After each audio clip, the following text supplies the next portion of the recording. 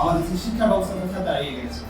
আমরা কিছুদিন আগে দেখতে পাচ্ছি যে শিক্ষার্থীরা মাঠে আন্দোলন করছে পরীক্ষা প্রশ্ন। যেমন হাজমুল ইসলাম চিফুল বাংলাদেশ জাতীয় সংসদ, আমি আরও কৃতজ্ঞতার সাথে স্মরণ করছি এই বিদ্যালয় যাদের কাছ থেকে পাঠদান নিয়ে লেখাপড়া শিখে আজকে হয়তো ঢাকায় বসবাস করি এবং সহযোগী করি দেশ বিদেশের সাথে।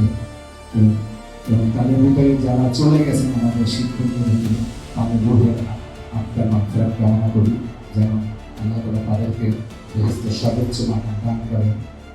আমিন। যারা বেঁচে আছেন তাদের দীর্ঘায়ু এবং সুস্বাস্থ্য কামনা করি। এবং আমাদের আজকে যে পরিষদবর্গ নিয়ে আমরা এখানে আলোচনায় বসছি, তো আজকে এই সভাটা হলো পরিস্থিতি সভা। এখানে পরিস্থিতি সভার ভিতরে অনেক কথা চলে এসেছে।